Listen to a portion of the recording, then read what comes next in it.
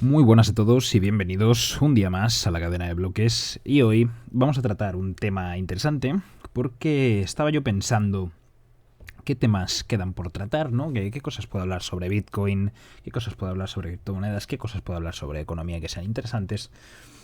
Y claro, me planteé el siguiente paradigma, ¿no? El siguiente escenario. Es como, a ver, espera, Bitcoin al final es pues, una moneda digital, ¿no? Sin hablar del ecosistema de Bitcoin, ¿no? O de, digamos, la red de Bitcoin, hablando como moneda, ¿no? Como activo, pues al final es una moneda digital. Y claro, esto cambia las cosas. Esto cambia las cosas. Y entonces hoy vamos a hablar precisamente de eso. Ya lo habréis visto en el título, como siempre. No sé exactamente cómo se llamará este podcast. Supongo que lo llamaré algo así como el dinero digital lo cambia todo, o el dinero digital cambia el mundo, o Bitcoin cambia el mundo. Puede ser, no lo sé. Ya veré qué título le pongo. Pero el caso es que esto es así y ahora veremos por qué, no sin antes hacer nuestra pequeña cuña de autopublicidad como siempre. Ya sabéis que es... Bueno, no lo sabéis, pero ahora os lo voy a decir. Y es que hoy, domingo 6 de febrero de 2022, estamos a 3 días de que se estrene nuestra newsletter. Ya sabéis, el servicio este que vamos a sacar de suscripción de pago en plan Patreon para apoyar el podcast y que va a traer de primeras. Ya veré si luego incluyo más cosas. Se me han ocurrido unas ideas que pueden ser interesantes. Ya veremos cómo irá esto.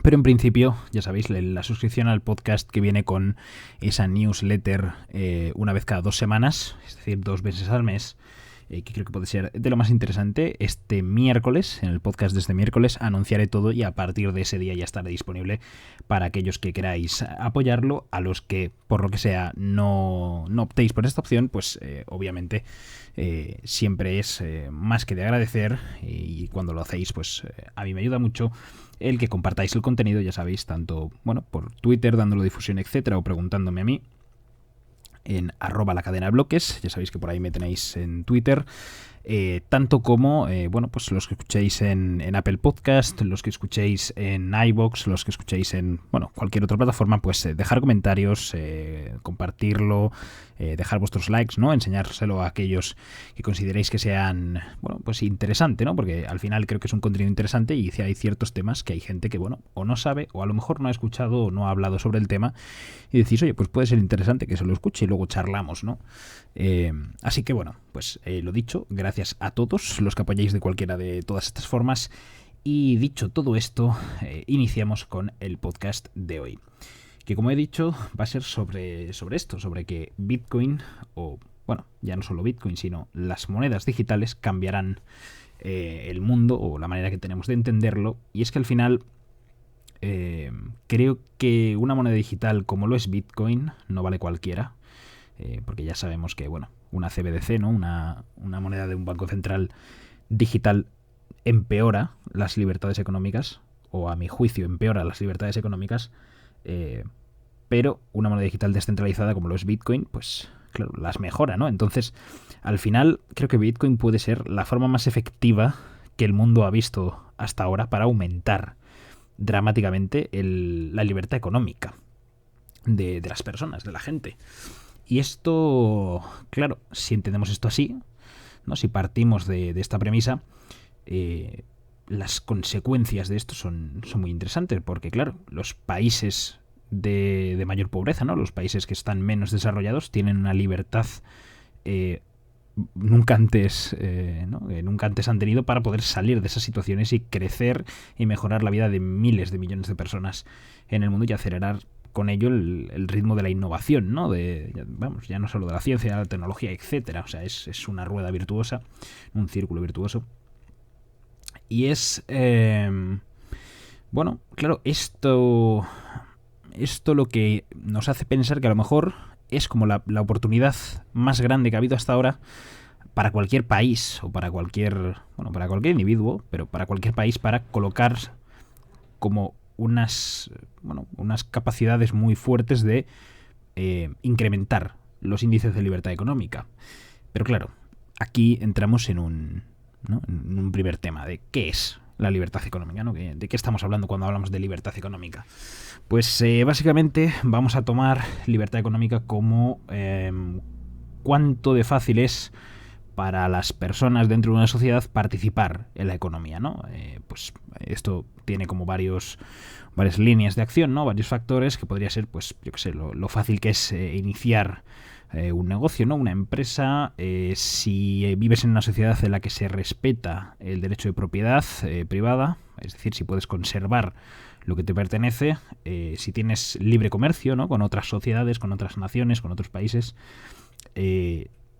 cuánto está regulado el trabajo, o sea, cuánto poco, cuánto mucho está regulado el trabajo y los negocios, la estabilidad, ¿no? que tienes o el sistema de moneda que utiliza esa sociedad, etcétera, ¿no? Hay un montón de puntos.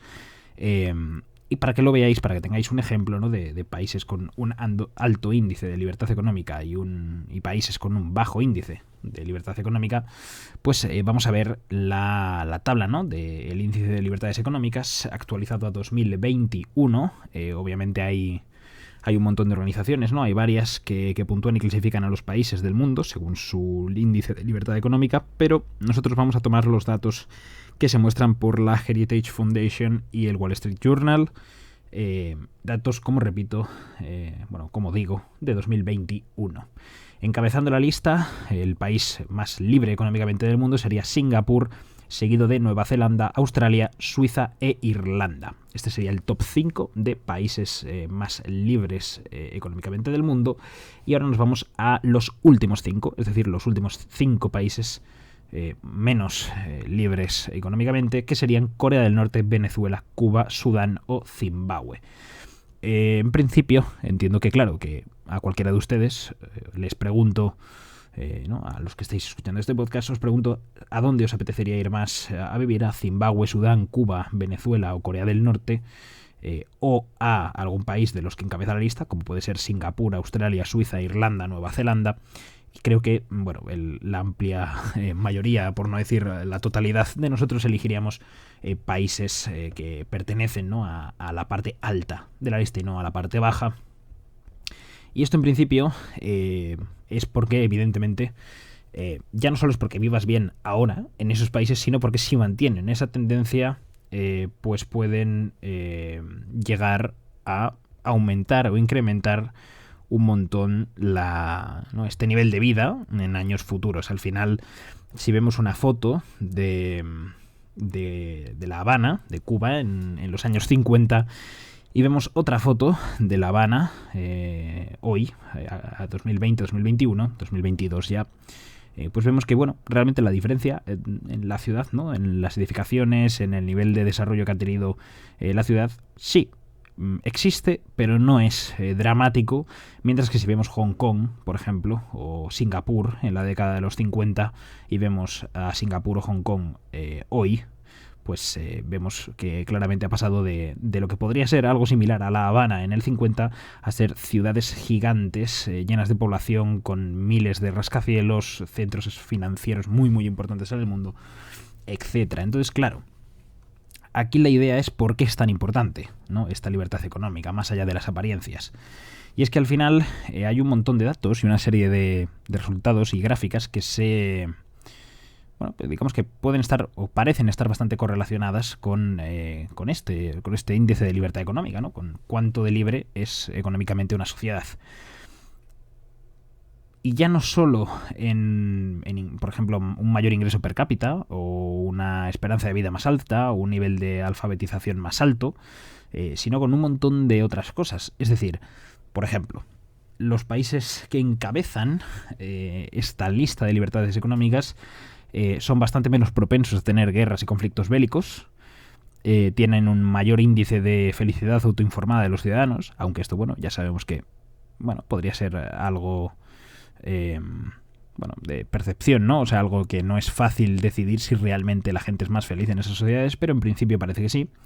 Tenemos unos índices de corrupción y soborno bastante más bajos, tenemos una mejora de la protección del medio ambiente, tenemos que los ingresos para el 10% más pobre de los países que encabezan los índices de libertad económica son mucho más altos que incluso las clases altas de los países con menos libertad económica, con lo cual lo que vemos es que hay un montón de ratios, ¿no? Que no dejan de ver un poco, claro, o sea, quiero decir, si tú en un país tienes muy poco desempleo, tienes muy poca mortalidad infantil, tienes muy pocos pobres cobrando muy poco, tienes muy pocos niños, ¿no? Trabajando, o sea, aportando a la fuerza laboral, tienes los índices de libertad, o sea, no de libertad, me saldrá ahora, de esperanza de vida más altos del planeta, ¿no? Pues, joder, al final, claro, son un montón de métricas que cualquiera quiere tener. Es decir, cualquiera de nosotros queremos vivir en un país en el que podamos trabajar sin estar en el paro, ¿no? Un país en el que tengamos una esperanza de vida muy alta, un país en el que vayamos a cobrar bien, un país en el que la mortalidad y la seguridad, o sea, bueno, la seguridad sea muy alta y la mortalidad sea muy baja, un país en el que, bueno, pues eso, se pueda vivir tranquilo, ¿no? Al final. Entonces, bueno, sí que es verdad que todas estas gráficas son correlaciones, no son prueba, pero o realmente no sería como una causalidad de, bueno, pues entonces si eres muy libre económicamente no tienes nada de esto. Bueno, podría haber, digamos, excepciones, pero al final, cuando todo, digamos, que encaja tan bien o va tan de la mano en tantos casos, pues al final algo tiene que ver, eso seguro. Con lo cual, aquí la pregunta es, si todo el mundo tuviese más libertad económica, es decir, si no tuviésemos unos países muy mal en libertad económica y otros muy bien, de media, ¿estaríamos todos mejor? ¿O ahí, como ya no habría esas diferencias tan marcadas, pasaría algo distinto? Pues es que al final esto es un poco lo que plantea o lo que puede llegar a pasar con la moneda digital que conocemos, con Bitcoin, porque no vale con cualquier moneda digital, como hemos visto. Y es que al final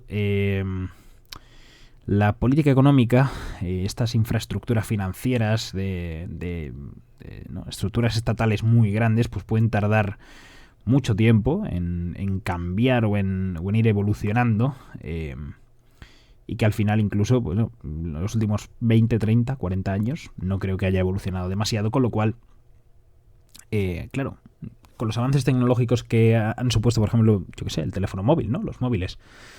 Y por ejemplo, la creación de las criptomonedas, ¿no? El nacimiento de Bitcoin, pues al final lo que tenemos es una oportunidad de aumentar esta libertad económica de todos los países del mundo de una manera, bueno, tan eficiente como nunca. Es que voy a decir más eficiente, pero es que no se me ocurre ninguna otra manera de radicalmente abrir las puertas a una oportunidad de libertad económica más alta o más accesible para todo el mundo. No se me ocurre, la verdad. Con lo cual, claro, si tenemos esta opción y al final es una opción que aplica a todo el mundo, a todos los países y a todos los ciudadanos de todas las partes del mundo, claro, ¿qué supone esto, no? O sea, esto al final supone que sea más fácil iniciar un negocio, es decir, que cualquier persona con una idea que pueda tener clientes en ese mercado global a través de Internet, ¿no? A lo largo de todo el mundo, sin prácticamente fricción de aceptar pagos y ayuda a empresas y expandirse a nivel global, ¿no? Recibir pagos prácticamente instantáneos y gratuitos de cualquier parte del mundo. Ya sabemos que para eso sirve Bitcoin, entre otras cosas, ¿no? Con, bueno, soluciones de capa 2 también, como Lightning. Al final va todo en el mismo paquete. Pues al final es una locura, ¿no? Y a la vez estás cumpliendo esos derechos tan importantes de los que hablábamos, del derecho a la propiedad privada, que al final, bueno, pues en un montón de sitios en el mundo, aunque a lo mejor desde Europa, Estados Unidos, etcétera, pues pensemos que sí, pero hay muchas personas que hoy en día pues no pueden almacenar riqueza de manera segura, ¿no? Sin que sean muy fácilmente confiscadas o robadas, con lo cual Bitcoin en este caso permite que cualquiera sea su propio, ¿no? Se haga de su propio control sobre su propio dinero.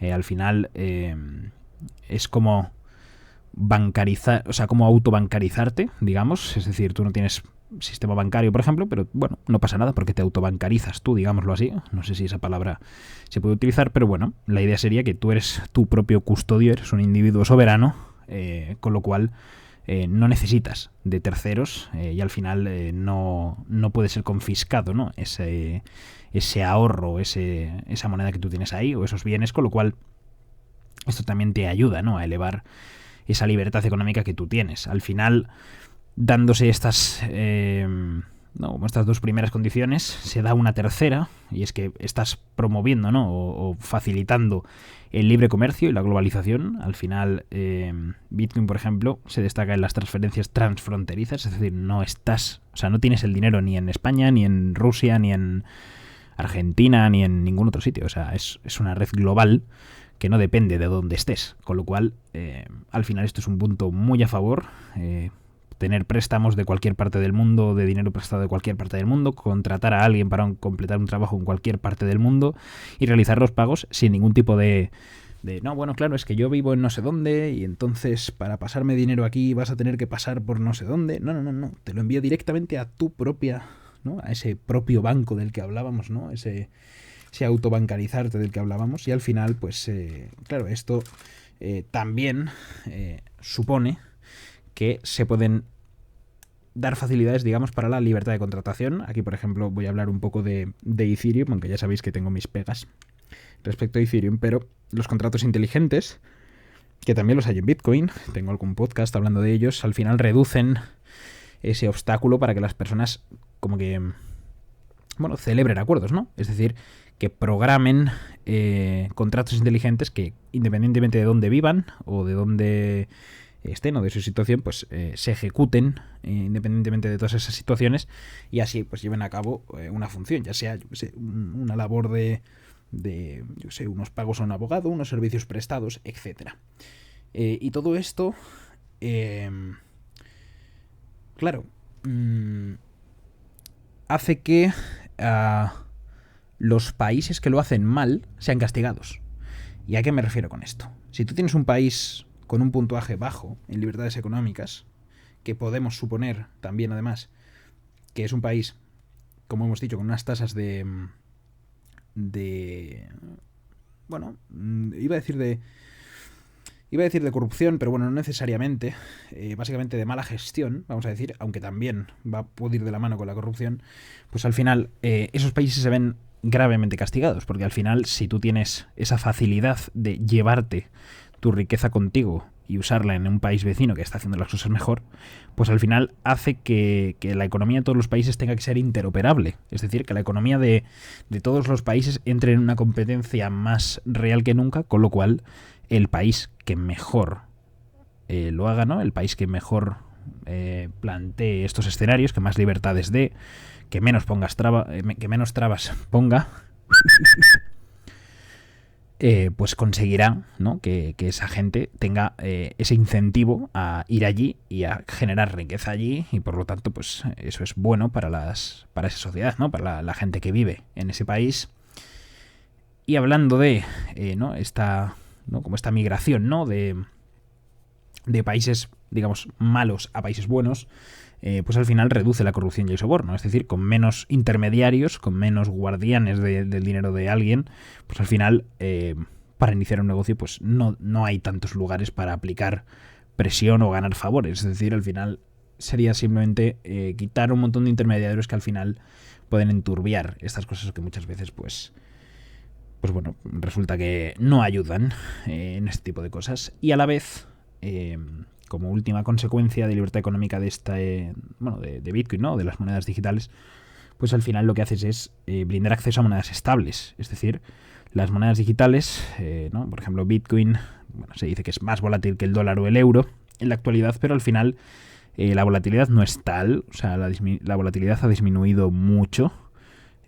Incluso se acerca y se parece mucho a niveles de algunas monedas fiduciarias que existen, con lo cual es muy probable que de las, 190, 200 monedas que hay en el mundo, la moneda digital, ¿no? Como por ejemplo Bitcoin, sea más estable que muchas de esas más de 180, 190 fiduciarias que hay en el mundo. A lo mejor, nos encontramos con que está entre las 20 más estables, a pesar de toda esa volatilidad, con lo cual creo que es interesante, ¿no? Al final tenemos que entender que es un sistema, ¿no? Que Bitcoin o que otras monedas se encuentran en unas etapas muy tempranas, aunque ya llevemos unos años, ¿no? Incluso ya más de una década, pero son etapas muy tempranas. Entonces, como ocurre con muchas tecnologías, pues al final, cuando se inclina la balanza ya hacia un lado, hacia un sistema o hacia otro, pues ahí es cuando el cambio y el resultado puede ser espectacular. Y al final es que, claro, estas monedas digitales, con toda esta serie de aplicaciones emergentes en la actualidad, ya sea mercados de predicción, micropagos, los contratos inteligentes, las remesas, los juegos, ¿no? En todo este fenómeno del play to earn, etcétera. En fin, creo que realmente sí que hay como un componente de inclinación, digamos, de la moneda a establecerse primero en países malos, digamos, o no malos, pero países que a lo mejor no tienen los índices de libertad económica más altos del mundo. Por ejemplo, creo que es más fácil que Bitcoin llegue a ser algo muy utilizado y que le interese a mucha gente en países de el final de la lista de libertades económicas antes que los del principio de la lista. Es decir, creo que a lo mejor, yo que sé, Europa y Estados Unidos no serán de los primeros países en adoptar, por ejemplo, Bitcoin, mientras que, como hemos visto, otros países como El Salvador, o ya iremos viendo que otros, porque seguirá ocurriendo, pues sí que tienen como ese mayor incentivo a adoptar, ¿no? este tipo de medidas. Y al final es que sí es verdad que la libertad económica va aumentando de promedio en el mundo.